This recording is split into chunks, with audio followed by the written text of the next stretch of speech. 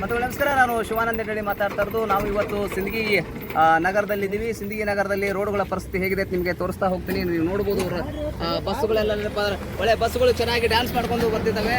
ಮತ್ತು ಸರ್ಕಾರಿ ಗಾಡಿಗಳು ಎಲ್ಲ ನೋಡಿ, ಈ ಕಡೆ ಗಾಡಿ ಹೋಗ್ತಿದೆ. ನೀವು ನೋಡಿದ್ರೆ ಬರೀ ಈ ಕಡೆ ಅಲ್ಲಿ ನೋಡ್ರಿ, ಇನ್ನೊಂದು ಸ್ವಲ್ಪ ಇಲ್ಲೇ ಬಂದುಬಿಡ್ರಿ ಎಲ್ಲರೂ ಈ ಕಡೆ ಬರೋಣ ನನ್ನ ಇವತ್ತು ರೋಡಿನ ಪರಿಸ್ಥಿತಿ ಏನಪ್ಪ ಅಂದ್ರೆ, ಇವತ್ತು ರೋಡಿನ ಪರಿಸ್ಥಿತಿ ಈ ಥರಕ್ಕೆ ಆಗ್ಲಿಕ್ಕೆ ಕಾರಣ ಯಾರು ಅಂತ ನಾಕೈತೆ. ಇವತ್ತು ರೋಡಿನ ಪರಿಸ್ಥಿತಿಯನ್ನು ಈ ಥರ ಆಗ್ಲಿಕ್ಕೆ ಕಾರಣ ಯಾರು? ಇಲ್ಲಿ ಮತ ಹಾಕಿರ್ತಕ್ಕಂಥ ಜನರೇ ಕಾರಣ ಅಲ್ಲ. ಇವತ್ತು ಈ ಥರ ಕೆಟ್ಟ ರಸ್ತೆಗಳನ್ನು ಪಡಲಿಕ್ಕೆ ನಾವೇ ಮೂಲಭೂತ ಕಾರಣರು.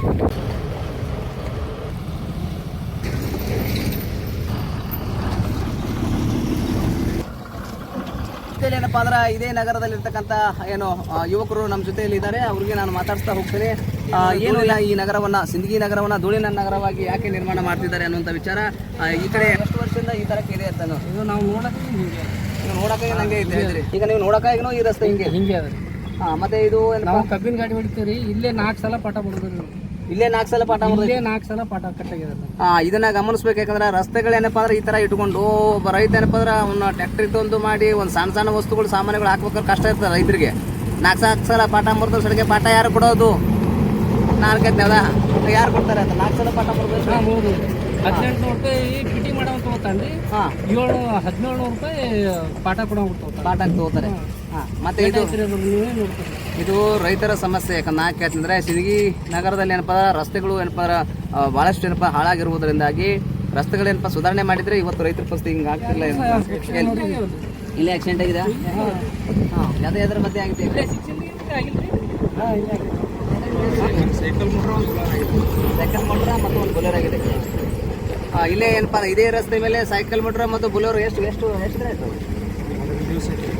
ಅದೇ ವಾರ 15 ದಿನ ಹಿಂದೆ ಏನಪ್ಪ ಅಂದ್ರೆ ಸೈಕಲ್ ಮೋಟ್ರ್ ಬುಲೆರೋ ಮತ್ತೆ ಇಲ್ಲೇ ಆಕ್ಸಿಡೆಂಟ್ ಆಯಿತು ಅಂತ ಹೇಳ್ತಾರೆ. ಮತ್ತು ಇವೆಲ್ಲ ರಸ್ತೆಗಳು ಉತ್ತರ ಕರ್ನಾಟಕ ಮಂದಿ ಏನಪ್ಪ ಅಂದ್ರೆ ರಸ್ತೆ ಮಾಡೋದಿಲ್ಲ, ಶಾಲೆಗಳು ಮಾಡೋದಿಲ್ಲ, ಆಸ್ಪತ್ರೆ ಮಾಡೋದಿಲ್ಲ. ಒಂದು ಇಲಾಖೆ ಒಳಗೆ ಭ್ರಷ್ಟಾಚಾರ ಇಲ್ಲಾರ್ದು ಇಲಾಖೆನೇ ಇಲ್ಲ. ಆದರೂ ಅದೇ ಮೊಮ್ಮಗಳಿಗೆ, ಅದೇ ಕಾಕಗಳಿಗೆ, ಅದೇ ದಣಿಗಳಿಗೆ ಊಟಕ್ಕೆ ತಿರುಗಾಡ್ತಿರ್ಲೋ ಮರ ಪುಣ್ಯಾತ್ಮರ. ಆದ್ರೆ ಮತ್ತೆ ಏನಪ್ಪ ಉಣ್ಕೊಂಡು ದಾರದ ಅಂಗಡಿ ಅದಾವ, ಮಡ್ಕ ಅಂಗಡಿಗಳದಾವ. ಅವೇನೋ 100 ಭಾಳ ಅದಾವ. ಚೆನ್ನಾಗಿ ಏನಪ್ಪ ಹೇಳಿದ್ರೆ ಭಾಳ ಅದಾವ. ನಮ್ಮದು ವಿನಂತಿ ಏನಂದರೆ ಈ ರಸ್ತೆಯನ್ನು ಮಾಡಿಕೊಡ್ರಿ. ಹೌದಾ, ತುಂಬ ದಿನಗಳಿಂದ ನೀವು ಎಷ್ಟು ವರ್ಷದಿಂದ ಇಲ್ಲಿ ತಿರುಗಾಡ್ತಿದ್ರಿ? ಎಷ್ಟು ವರ್ಷದಿಂದ ನೀವು ನೋಡಿಲ್ಲ ಈ ರಸ್ತೆ ಹಿಂಗಿದೆ?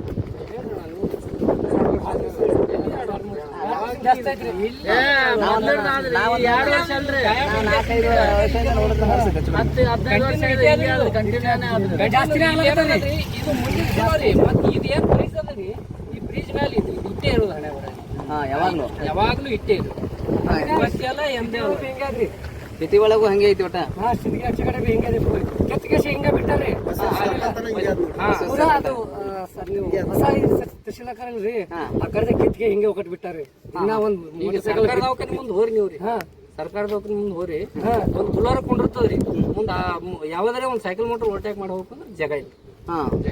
ಕಟ್ಟದಾಗಾರ ಹೋಗ್ಬೇಕು, ಎಲ್ಲರೂ ಮತ್ತೆ ಹಂಗ ಏನಪ್ಪಾ ಅಂದ್ರೆ ಈ ತರಕ್ಕೆ ಕೆಟ್ಟ ವ್ಯವಸ್ಥೆ ಏನಪ್ಪಾ ಅಂದ್ರೆ ಇಟ್ಕೊಂಡು ಏನಪ್ಪಾ ಅಂದ್ರೆ ಹೇಗೆ ಮತಕ್ಷೇತ್ರವನ್ನು ನಡೆಸೋದು ಅನ್ನುವಂಥ ವಿಚಾರ.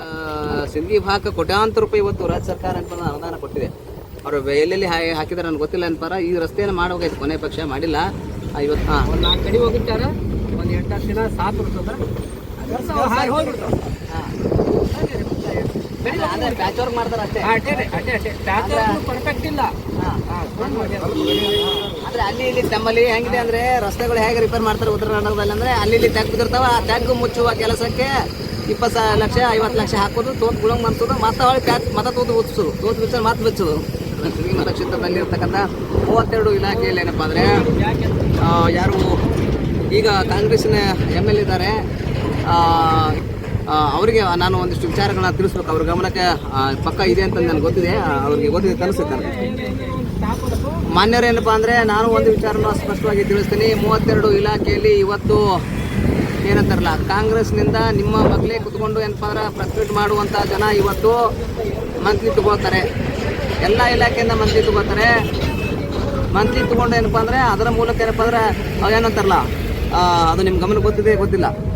ಹಾಗಾಗಿ ಯಾವ ಇಲಾಖೆ ಮೇಲೂ ಹಿಡಿತಾನ ಇಲ್ಲ. ಇವತ್ತು ಅಧಿಕಾರಾರೂಢದಲ್ಲಿರ್ತಕ್ಕಂಥ ಕಾಂಗ್ರೆಸ್ ಪಕ್ಷದ ನಿಮ್ಮ MLA ಇದ್ರಿ, ನಿಮ್ಮ MLA ಇರ್ತಕ್ಕಂಥ ನಿಮ್ಮ ಸೈಡ್ ಕೂತಂತವ್ರೆ.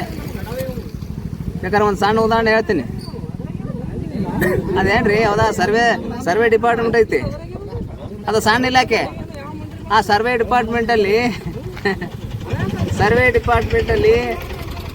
ಎಷ್ಟು ರೊಕ್ಕ ಬರ್ತಿರ್ಬೇಕು ನನಗೆ ತೇಲಾಗಿದೆ. ಇಲ್ಲಿ ಸಬ್ ರಿಜಿಸ್ಟರ್ ಆಫೀಸ್ ಆಯಿತು, ಉಳಿದಂತೆ ಬೇರೆ ಬೇರೆ ಇಲಾಖೆಯಲ್ಲಿ ಸಾಕಷ್ಟು ದುಡ್ಡು ಬರ್ತದೆ ಕೇಳಿದ್ದೆ. ಸರ್ವೆ ಡಿಪಾರ್ಟ್ಮೆಂಟ್ನಲ್ಲಿ ಏನಪ್ಪ ಅಂದರೆ ಕಾಂಗ್ರೆಸ್ಸಿನ ಏನಪ್ಪ MLA ಅವ್ರ ಪಕ್ಕದಲ್ಲೇ ಕುಳಿತುಕೊಂಡು ಸಾಗುವಂಥ ವ್ಯಕ್ತಿ ಅವರ ಸಹಚರರು 25,000 ರೂಪಾಯಿ ತಗೊಳ್ತಾರೆ ತಿಂಗಳಿಗೆ ಮಾಟ್ಲಿ. ಇನ್ನು ಇದನ್ನು ವಿರೋಧಿಸಬೇಕಾದಂಥ BJP ಪಕ್ಷದಲ್ಲಿರುವಂಥ ಸಿಂದಗಿಯ ನಾಯಕರೇ ವಿರೋಧಿಸಬೇಕಲ್ಲ. BJP ಪಕ್ಷದಲ್ಲಿರುವ ಪ್ರಮುಖ ನಾಯಕರಿಗೆ ನಾನು ಕೇಳ್ತಿದ್ದೀನಿ, ನೀವೇನು ಗೌಡ್ರು ಅಂತೀರಿ, ಒಪ್ಪು ಏನು ಓಡಾಡೋದು ಏನು ಜೈ ಗೌಡ ಗೌಡಗೆ ನಿಮ್ಮ ಗೌಡ 25,000 ತೆಗೆದುಕೊಳ್ಳುತ್ತಾನೆ. ಒಂದೇ ಇಲಾಖೆದು ಹುಚ್ಕೊಡುಗಳೇ ಹೆಸರು ಹೇಳಲ್ಲ ಪೂರ್ತಿ ತಿಳ್ಕೊಬೇಕು ನೀವೇ. ಕೇಳೋರಿಗೆ ಹೋಗಿ ಪಕ್ಕ ಕೇಳ್ರಿ, ಇವತ್ತು ಹೋಗಿ ಕೇಳ್ರಿ. ಯಾಕ್ರಿ ಗೌಡ್ರ 25,000 ಕೊಡ್ತಾ ಇರ್ತಲ್ಲ ನಿಮಗೆ ಒಂದೇ ಇಲಾಖೆಯಿಂದ. 32 ಇಲಾಖೆದಾವ ಎಷ್ಟು ಬರ್ತಾವ? ದೊಡ್ಡ ಗಾಡಿ ಕಾರ ಬಿಳಿ ಬಟ್ಟೆ ಹಾಕೊಂಡು ಹೆಂಗೆ ತಿರುಗಾಡ್ತಾರ? ನನಗೆ ಹೇಳಿದ್ರೆ ಏನಪ್ಪ ಅಂದ್ರೆ ಇವ್ರಿಗೆ ಕಾಂಗ್ರೆಸ್ದವ್ರಿಗೆ ಕೊಡ್ತಾರೆ, BJPನಿಗೆ ಕೊಡ್ತಾರೆ. ಕಾಂಗ್ರೆಸ್ ಮತ್ತು BJP ಎರಡೂ ಸತಕ್ಕೆ ಅಧಿಕಾರಿಗಳಿಂದ ದುಡ್ಡನ್ನು ಇಸ್ಕೊಳ್ತಾರೆ. ಅಂದ ಬಳಿಕ ಜನಕ್ಕೆ ಹೇಗೆ ನ್ಯಾಯ ಕೊಡ್ಲಿಕ್ಕೆ ಸಾಧ್ಯ? ಗೆದ್ದವರಾಗಲಿ ಸೋತವರಾಗಲಿ ಇಬ್ಬರು ಹೇಗೆ ನ್ಯಾಯ ಕೊಡೋಕ್ಕೆ ಸಾಧ್ಯ ಇಲ್ಲಿ? ಹಾಗಾಗಿ ಇಬ್ಬರು ನೀವು ಕಳ್ಳರೇ ಇದ್ರಿ. ಮತ್ತೇನಪ್ಪ ಅಂದ್ರೆ ಈ ಮತಕ್ಷೇತ್ರವನ್ನು ಸುಮ್ಮ ಜಾತಿ ಆಧಾರದ ಮೇಲೆ ತೊಗೊಂಡು ಹೋಗಿ ಹಳ್ಳ ಹಿಡ್ಸ್ಕೊಂಡು ಕೂತಿರಿ ಇಳಿಸನಾದ್ರು. ಏನು ಅಭಿವೃದ್ಧಿ ಇಲ್ಲ, ಏನೂ ಇಲ್ಲ, ಗಳಂಗಂಟಿ ಒಟ್ಟ. ಹಾಗಾಗಿ ಏನಪ್ಪ ಅಂದರೆ ನಾನು 32 ಇಲಾಖೆಯಲ್ಲಿ ಇವತ್ತು ಮಂತ್ಲಿ ಮೇಲೆ ಏನಪ್ಪ ಅಂದ್ರೆ ಇವತ್ತು ಕಾಂಗ್ರೆಸ್ BJP ಎರಡೂ ಪಕ್ಷಗಳು ಏನಪ್ಪ ಅಂದ್ರೆ ನಡೀತಿದ್ದಾವ.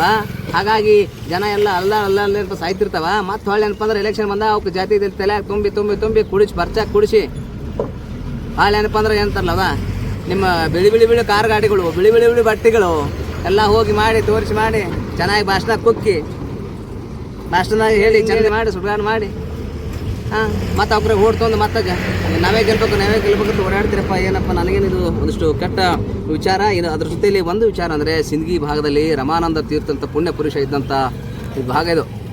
ರಮಾನಂದ ತೀರ್ಥ ಏನಪ್ಪ ಅಂದ್ರೆ ಆಗಿನ ಕಾಲದಲ್ಲಿ ಬ್ರಿಟಿಷರ ಕಾಲದ ನಂತರದಲ್ಲಿ ಏನಪ್ಪ ಅಂದ್ರೆ ಇಲ್ಲಿ MP ಆದಂಥ ವ್ಯಕ್ತಿ ಇಲ್ಲಿ ಕಲಬುರಗಿ ಭಾಗದಿಂದ.